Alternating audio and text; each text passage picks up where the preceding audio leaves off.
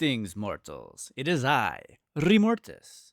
And today I bring you the builds that I used to finally beat Honor Mode in Baldur's Gate 3. This was an evil run too, I should add, where I was playing as the Dark Urge, and then we had Ascended Shadowheart, Ascended Asterion, as well as Minthara in our group. But before we get into the builds, once again, Boot.dev has sponsored this video. A wonderful way to learn how to code, through hands-on lessons that balance theory with practice, and an active Discord community. You will learn back-end web development from start to finish, in the Python and Go programming languages. The folks at Boot.dev believe the smartest way to learn to code is to make sure that you're never bored. It is an online, self-paced, and feels like a captivating RPG game, where you can earn XP, levels, achievements, and completing quests to get a top spot on the global leaderboard. At Boot.dev, they believe that learning to code is not just a get-rich-quick scheme. They believe in going deep and taking time on the fundamentals, so that you are as prepared as you can be for your job search.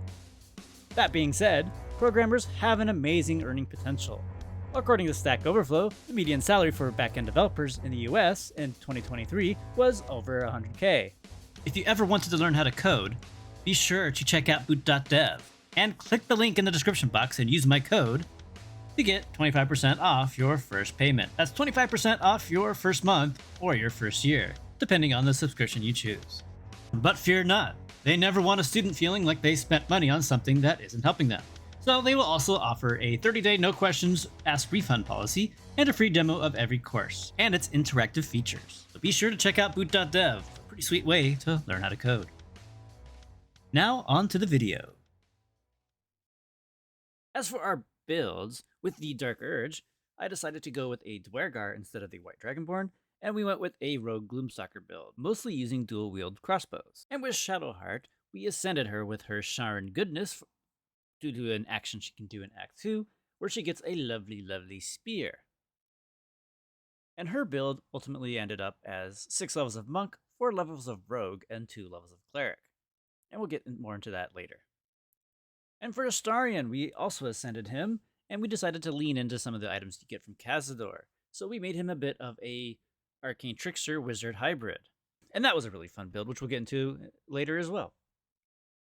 And lastly, we have Minthara, who played more of a support role rather than a damage dealer, with 7 levels of Paladin and 5 levels of Cleric.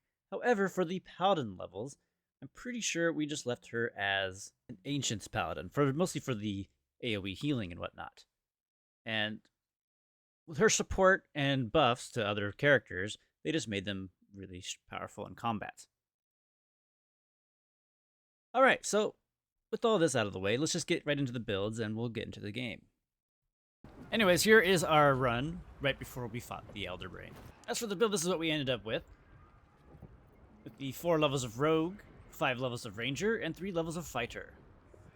At level 1, we started off with Rogue just to get a few extra proficiencies and skills and whatnot, and then we went 5 levels of Ranger to get our extra attack, and then continued into Rogue to get to level 4, that way we get another feat.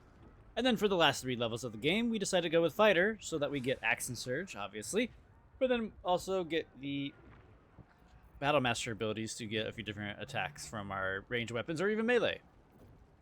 Can do quite a considerable amount of damage, especially with the Sharpshooter feat. It's not really showing here properly. But what that does is it takes a -5 penalty to your attack rolls to get an additional +10 damage. And by dual wielding crossbows, we'll be able to get extra attacks from our bonus attacks with our offhand weapon.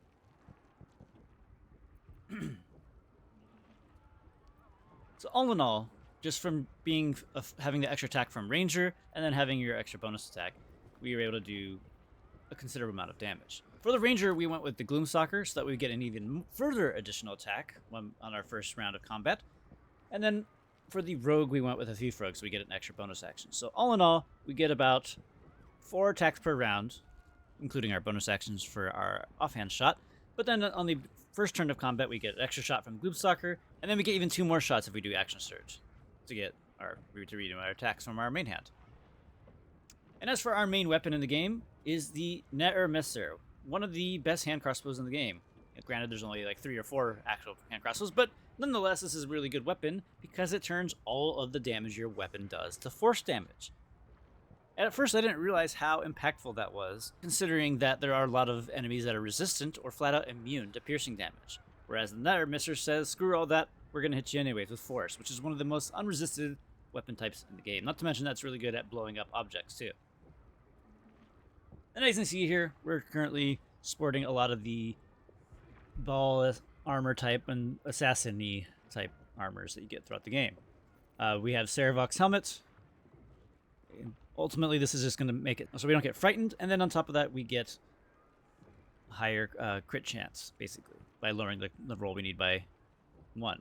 And it stacks with other abilities and items that we have. We have the Ballast Armor, which just increases our damage significantly by making enemies vulnerable to piercing damage, which is really good.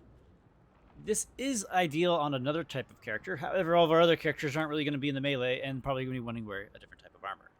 So we just left it to ourselves. The aura around this armor is pretty powerful, but it is also very short. However, it's just far enough away that we can actually still shoot and get our full attack bonus and not impose disadvantage on ourselves.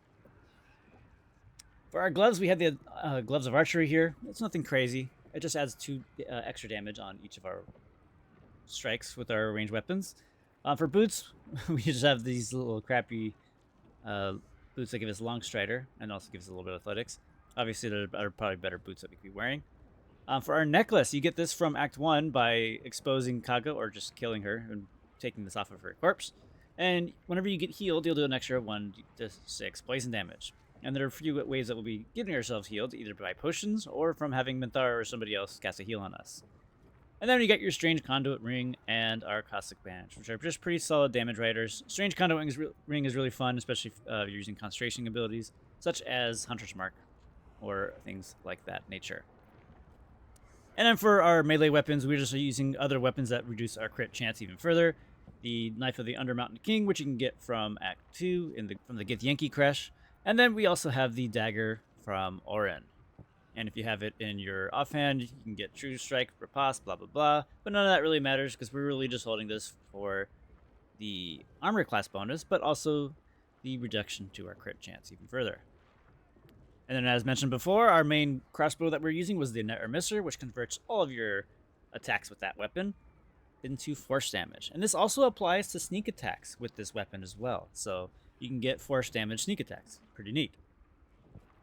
And then our offhand is the Hellfire Hand Crossbow, which you'll find in the Sharon Temple from defeating a certain demon. So long as he doesn't disappear in through other means. As long as you slay him, he will drop this. And that is our main character. And of course we did actually happen to get the Slayer form, which is kind of weak with this build, but it's still cool to have nonetheless. Could be fun, but like I said, it's not really meant for this build. This is more of a strength. This is meant more for strength type people, and we don't really have the most strength. The other feat we picked up besides Sharpshooter was an increase to our dexterity, I believe, from the ability score increase. Let's go ahead and look. Yeah. And then we also did get the boon from Auntie Ethel. All right, now let's move on to Shadowheart. So Shadowheart in Act 2 has a chance to ascend and become Sharon's Chosen. And by doing so, you'll get this lovely, lovely spear here called Shara's Spear of the Evening. When you're using it, you'll gain advantage on saving throws while you're lightly or heavily obscured. So you'll be casting darkness and things like that. The weapon will also deal an additional 1d6 to creatures that are also lightly or heavily obscured. So the trick is basically to cast darkness on whatever your opponent is, and hide in that darkness, and then you'll get extra damage, and then they will take damage too. But not only that, this weapon also has 2 abilities. One is a weapon attack that will also create a cloud of darkness around you when you attack, which is fantastic. And it's an attack roll action, but you only can use it once per short rest. But the fact that it's a short rest is pretty sweet because then you can use it quite often. But yeah, so it does quite a hefty amount of damage. And then it also has the ability to cast Charge Darkness once per turn, but it does consume your whole action. So be careful when you use this because you might not be able to attack afterwards, depending on how you built your character. So yeah, just these two abilities here alone will allow you to get darkness and then be able to benefit from the other abilities from your spear, as well as the rest of this build. For her helmet, we have the Dark Justiciar helmet, which will give you additional saving throws against spells. But then also, when you're obscured, you have a lower crit chance, which is fantastic. And then we have her Dark Justiciar half plate. While obscure, you have advantage on stealth checks, which is usually always the case. And if you use the Shield of Faith ability on yourself, provided through the armor itself, or by just casting the Cleric spell, you'll be able to get an additional bonus of reducing all damage you take by 2, and then reflecting damage back to your opponent to make them take 1 to 4 necrotic damage. Pretty solid armor overall, and it's just, fits with the theme. Doesn't really enhance you too much, but does give you a few defensive capabilities, and, it just fits the look. For your hands, we went with the Dark Justiciar gauntlets. Your weapon attacks will deal additional necrotic damage, just flat out. And on top of that, we get the bonus action, Beckoning Darkness. You curse a target to be haunted by darkness, and it takes 2 to 16 necrotic damage if it enters or starts its turn in lightly obscured area. And it's only a bonus action, so that's pretty sweet. Nice little curse to do extra damage. It's not a huge amount of damage, but it's still damage nonetheless. For her boots, we took the Dark Justiciar boots, which will give you Shadow Teleportation, which is an action, unfortunately, to teleport you to an unoccupied, obscured spot. So, we are playing as a Shadow Monk, and we get the very same ability for a bonus action, called Shadow Step, which will let you go from shadow to shadow, and then also on top of that give you advantage on your next attack roll, which is arguably significantly more powerful than the Shadow Teleportation. Although Shadow Teleportation is pretty nice just for the beginning of the battle, to just get yourself in a certain position before the fight starts. Alright, so beyond that, we also have the Sentient Amulet from Act 1. When you go near the Lava Elemental, there's a hidden amulet there, and you can escort the spirit somewhere else, but obviously we banish the spirit and we retain the amulet ourselves. Since we are a monk, we need to have as much ki as possible to keep fueling our abilities, and then being able to have the ki restoration, if we run out of short rest, is quite nice. It's not a huge amount, but hey, it's something. And then having the ability to use Shatter once per long rest is pretty sweet too. As for our rings, we didn't have anything too crazy. We have the Shadow Cloaked ring, which will deal an extra damage when you're obscured, which just goes well with the rest of the build. And then we have the Eversight ring, which I forgot to take off of her. I should have put on somebody else, because her spear already gives you immunity to blindness, which I forgot to mention earlier. So the Eversight ring is obviously just an oversight on my part. I should have put it on somebody else. All right, and that's Shadowheart. Oh, I guess we should talk before we move further. All right, so for her level spread, we just started out flat out 6 levels of Monk from the get-go. And then we went 4 levels of Rogue. For our level 4 feat for her, we picked up Great Weapon Fighting so that we can apply that to our spear. Because funny enough, as long as you're wielding it with 2 hands, you'll be able to do that plus 10 extra damage. Although you do have to realize that you'll have a really bad hit chance since our dexterity is going to be fairly low until we get another perk later.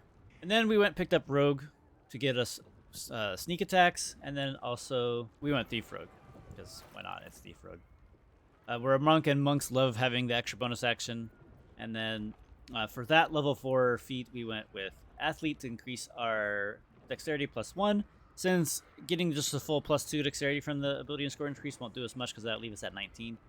And I also goofed up the Mirror of Loss, so yeah, we didn't have the most dexterity on Shadowheart that we could have. But that's okay. And then we did 2 levels of Cleric. We went with War Cleric just to still retain that Shar tag. You probably might want to pick up that 1 level of Cleric earlier in case you want to have some specific Shar lines. But at the end of the day, it's not the worst or best thing to have, I guess. But at the end of the day, it's just mostly for flavor. So yeah, 6 Monk, 2 levels of War Cleric, and 4 levels of Rogue. Did us quite well throughout the game. Although we did re-level her up and change her quite a bit, but that's what ultimately we went with, and that's probably what's the best for her for this build.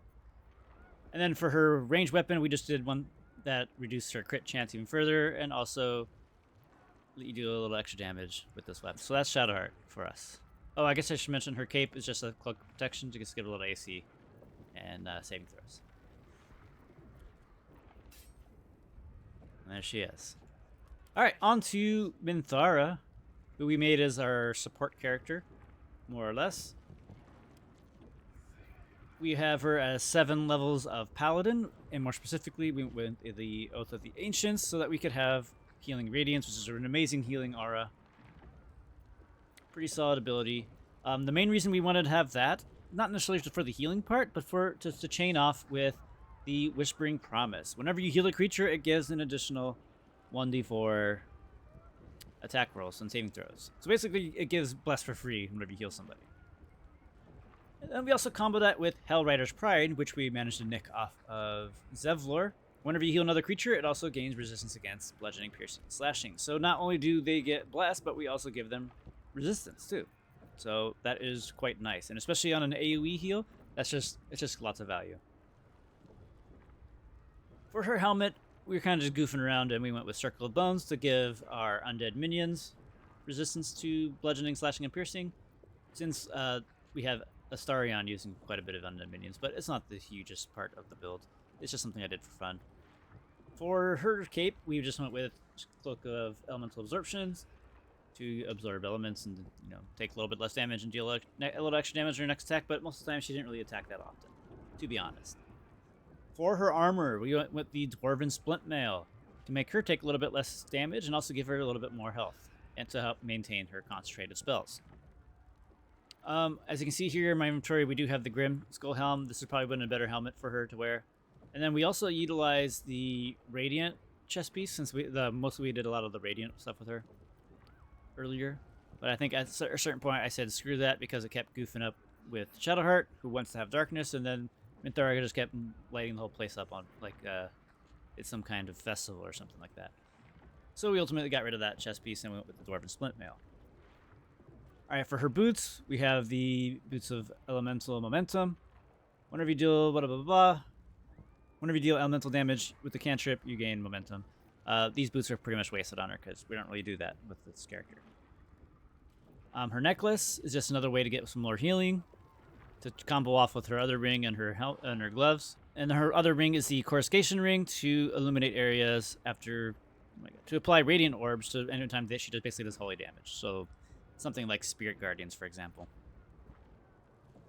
And as for her weapon, we just pretty much kept her with Blood of the Lathander most of the time. It's a pretty solid weapon. Can make it so that she can prevent herself from dying. We shed light around everywhere. We get Sunbeam for free. Pretty decent weapon all around. And then we have given her the Viconia's Walking Fortress to give her +3 armor class. Rebuke of the Mighty, whenever the foe hits you with a melee attack, you can blah blah blah. You do extra damage, make it prone, etc., etc. And then he also gains advantage on saving throws against spells, and then spell attack rolls against you have disadvantage. Then it also comes with 2 abilities, Reflective Shield and Warding Bond. Warding Bond will increase yours and another's AC, whereas Reflective Shield... What is it? Reflective Shell, sorry. Reflective Shell, a protective shell envelops you. It reflects any projectile target at you back at your point of origin. So this is good for this last battle here, actually, if you put it on yourself and try to bait those Mind Flayers at the end, because they have a much powerful version of Magic Missile. And if you use this on yourself and hopefully bait those attacks, they'll end up hitting themselves. Alright, yeah, and there are some other better items that she probably could have put on her, but this setup on her worked just fine for us. And then we just gave her the Titan String Longbow to do a little bit extra damage with her strength potions. Yeah, ultimately she is mostly a support character, using Bless and heals and things like that nature to make it so everyone else can do their abilities better. Mostly doing Spirit Guardians or other support spells. She didn't really do too much damage because we didn't build her that way. She's just kind of playing more of like a traditional cleric role. Oh, and then the other thing too, why we have her as 7 levels of Ancient's Paladin. Not only do we have the really good healing and a good amount of unique spells for that Paladin subclass, but we also get an aura to reduce any magic damage we take. So the Paladin and nearby allies have resistance to damage from spells. Fantastic ability to have. Really good support character. Can't go wrong with this. It's kind of a spin off of the Radiant Light Cleric, which is also, I should mention that she is actually a Light Cleric. Forgot to mention that, but it's okay. Yeah, pretty good support character, and probably wouldn't have won a lot of fights without her aiding us. And And then lastly, we move on to Asterion. So Asterion, we respect him to be an arcane trickster, so we picked up his stats a little bit, so he had a little more intelligence. He was actually really, really fun to play in the early game. Having that extra bonus action to dash or attack or just move around if needed, or even the bonus action disengage was actually just really good. And honestly, I thought it was really powerful for a spellcaster. So that way they can get in a correct position or escape, or just do a little extra damage with their dagger. It just felt really fun. As you can see here, we did end up with 5th level spell slots. Since we are an arcane trickster, we don't get the full spell progression, so we didn't get level 6 spell slots, but that's okay. So we have 3 levels of arcane trickster and then 9 levels of wizard. And as for the wizard type, we went with just necromancer because obviously I'm Remortis. I love necromancy, and it also kind of fits for our good old pal Asterion here. All right, now let's go through the rest of his items real quick. So for his helmet, we just went with the Hood of the Weave, just flat out +2 spells DCs, fantastic. His armor, same thing. Well, his Cloak of the Weave also increases his spell DC, which is really good, and also has Absorb Elements, pretty nice. The chest piece is just the Robe of the Weave, also just +1 to spell DCs. Honestly, I probably could have used another robe, but I didn't bother. We didn't really care about dealing with Mystic Carry in this one, but we probably end up using his robe. We got the Spell Might Gloves to kind of do a spoof off of Sharpshooter or Great Weapon Fighting. This is pretty neat if you're using spells that have attack rolls on them. A lot of the spells we did end up using are concentration spells, so this one doesn't really apply to them, but this is mostly affect your cantrips and some of your single target abilities. As for his boots, we have the Boots of Arcane Bowstring. Each time they dash, they wear will gain an Arcane Charge for 2 turns. And Arcane Charges, while threatened, the affected entity does +2 bonus damage to you with spells. So it's pretty nice. As a bonus action, I can dash up to somebody up front and then hit him with a point-blank touch spell, such as Shocking Grasp or something else. Or his necklace, we just have the Magic Missile necklace to get an extra Magic Missile. And his other 2 rings, they're not too crazy. This is one of my favorite rings in the game. It's just to get a little extra Thunder Wave damage and free Thunder Wave every once in a while. And then the Ring of Elemental Fusion. Whenever you deal elemental damage with your cantrip, you'll be able to infuse your weapon. Then you can poke them with it if you'd like. And until the end of your next turn, you deal an additional 1d4 of that element on a successful weapon attack. So you'd probably do a spell attack with something and then hit him with our offhand dagger. And our staff is Marco Heshkir. Fantastic staff. You can always choose whatever element you want. I usually go with lightning. Really good staff. You'd all know this by now. And as for his offhand weapon, we went with Rhapsody, which is what Khazadar drops. And this also kind of gives the theme for the build. You gain +1 to attack rolls, damage, and spell DCs for every foe you slay up to maximum 3. And yeah, Asterion pretty much carried a lot of the game, honestly, even before he had Rhapsody. Really good spellcaster, really good build. And for his range weapon, we just went with Spell Thief. That way, every once in a while, we can get a free level 1 spell slot. So we have 2 feats here. One is to increase his intelligence, I believe, and then the other one, I think, was for Warcaster. The other thing about Asterion 2 is that we gave him pretty much all the Ithilid powers we can. We didn't get Shield of Thralls for some reason, but yeah. Then we just have him have a ton of spells and scrolls, and then these are the spells we ended up using in the end game. Pretty fun build. As you can see, he has a little bit of an undead horde. Not as big as our main character in the other one, but yeah, that's the build. So yeah, with these builds, they let me beat Honor Mode. And I'll be right back to record the rest of this. Alright, so those are the builds that I used to finally beat Honor Mode and acquire my golden dice. It was a lot of fun, and a lot of goofy adventures that happened. You can definitely go check out those VODs to see them in action. Especially the massacre at Elfsong Tavern. All I gotta say is those people should have laughed. Anyways, as always, Baldur's Gate 3 is a good time. But with some new things on the horizon, I think it's time to start moving on. That is to say, I'm not going to forget Baldur's Gate 3 altogether. There will be more videos of that game in the future, but in particular, we'll be doing some stuff really soon with Rogue Trader, Warhammer 40k. As there's a new DLC coming out this upcoming week, and there should be a lot of goodies to go with that. Most likely I'll be streaming that on the weekends, if not during the week as well, but stay tuned and subscribe and all that jazz. Check out my Twitch and YouTube, and hopefully I can catch you guys live. Or at least you can be subscribed so that we can see when I do go live. Anywho, I hope that these builds aid you in your progression toward get your honor mode victory. If you guys have any questions, feel free to ask in the comments. Or, of course, tell how you build your honor mode playthrough builds. Or perhaps certain items and gear that you desire. And hopefully you aren't like me and accidentally steal something at the very end and lose all of your allies on the final match. So hopefully you have some of your allies there too. Nonetheless, thank you all so much for watching. And of course, for those of you who were alongside me during the live stream of that run, and I will see you in the next video. Farewell for now.